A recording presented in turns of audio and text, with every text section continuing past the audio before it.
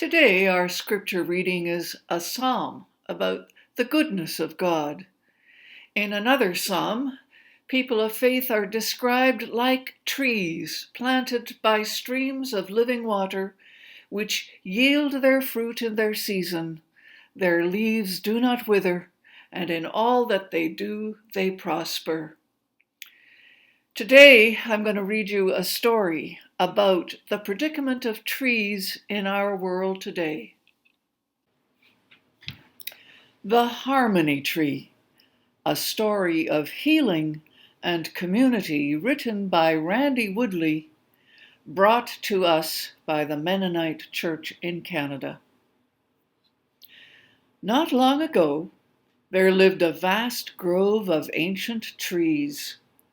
The tops of their crowns reached so high that they tickled the clouds. Their branches stretched so wide that you had to spin around to see them all. The tips of their roots furrowed so deep that they touched the purest streams of underground water. Life in the great forest was happy. The ancient trees protected the younger ones from growing too fast and provided plenty of food and shelter for many creatures. Everyone from the ruffled grouse and black bear to the white-tailed deer and milk snake lived in balance and harmony. But one day, without warning, everything changed. The trees heard a frightful, terrible sound. It was a noise unlike anything they had ever heard before. It was loud, it was rough, and it buzzed like 1,000 wounded bumblebees. And then the noise did the unimaginable.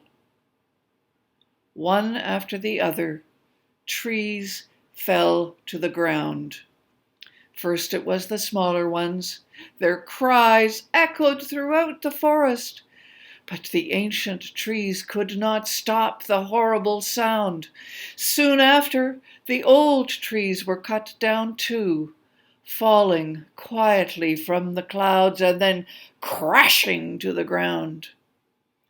The ancient ones fell, and fell, and fell, until there was only one tree left standing.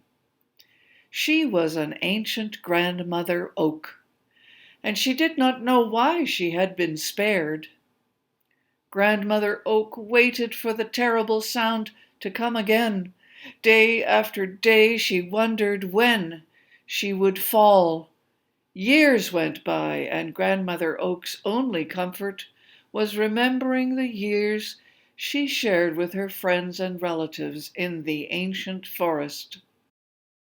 All alone, Grandmother Oak longed for the grove to be filled again with young oak saplings.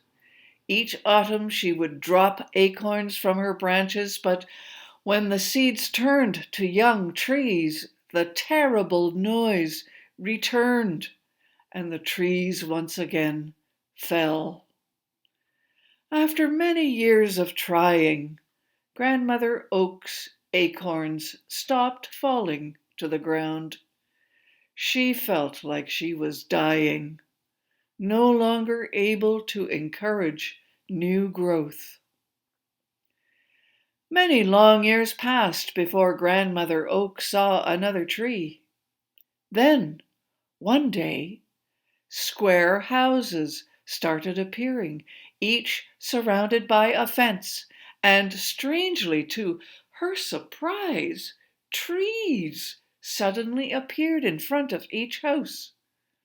There was something odd and unfamiliar about the new trees. They were certainly vibrant and beautiful, but they looked different. They did not grow from seeds, as far as Grandmother Oak could tell. When they appeared, they were all, well, on their way to adulthood. Even though the new trees were so unusual, Grandmother Oak was thrilled to be able to talk to another tree again. "Welcome to your new home," she exclaimed. "New home?" one of the trees replied. "This isn't our new home. We've been here for a long time." "Yes, this land has always been our home," said another tree. The new trees talked to each other about the old grandmother tree and how strange she seemed. Hurt by their words, Grandmother Oak became silent. The new trees grew fast. It was astonishing how fast they shot up, but it was too fast. When storms came, they couldn't bend with the winds, and their branches often broke.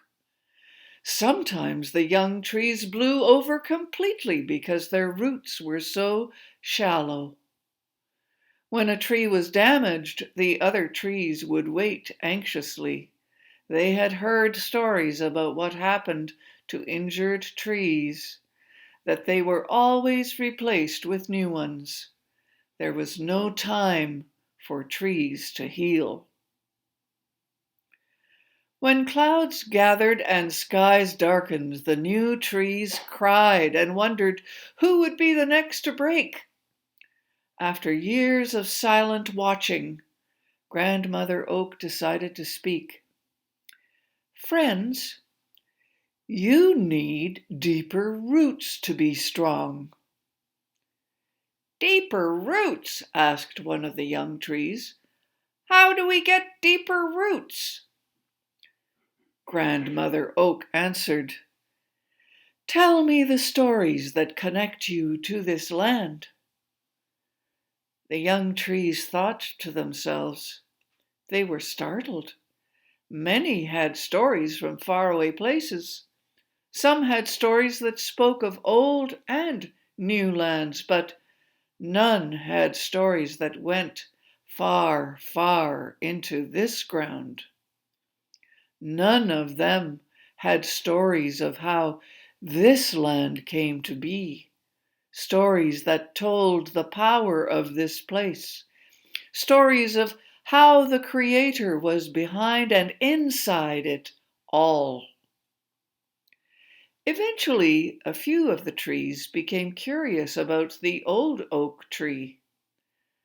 "Grandmother Oak, do you know the stories of this land? Can you tell us what makes your roots so strong?" Grandmother Oak smiled and began to speak about the ancient forest she knew so well. She started with the recent past and of those dark days when her friends and family fell to the terrible noise.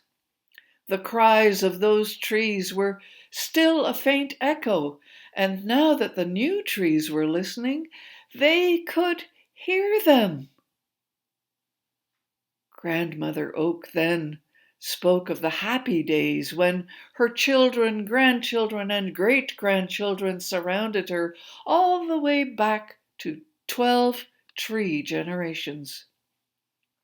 She shared about the old trees that spent their mornings listening to the songbirds that landed on their branches. Flocks of passenger pigeons stopped on their migration and roosted for the night. Herds of woodland buffalo and elk took turns grazing on the grasses that grew between them. Grandmother Oak recalled how the ivory-billed woodpecker dug for insects on her branches, and how golden eagles sat on her highest limbs at dusk, watching for their supper. The young trees leaned in to listen and could almost feel their roots slowly reaching down to find new streams of water. They stretched a little taller as they heard tales of the ancient forest. Grandmother Oak's stories seemed as if they could go on forever, and They would have without interruption, but something happened. All the trees heard it, the faint sound. A soft thump had hit the ground. "What was that?" asked the young trees. "Don't worry, friends," said a joy-filled grandmother oak. "One of my acorns just dropped to the earth." And they all smiled together as they thought about the seeds of new growth. Grandmother Oak's branches stretched out, tickling the clouds.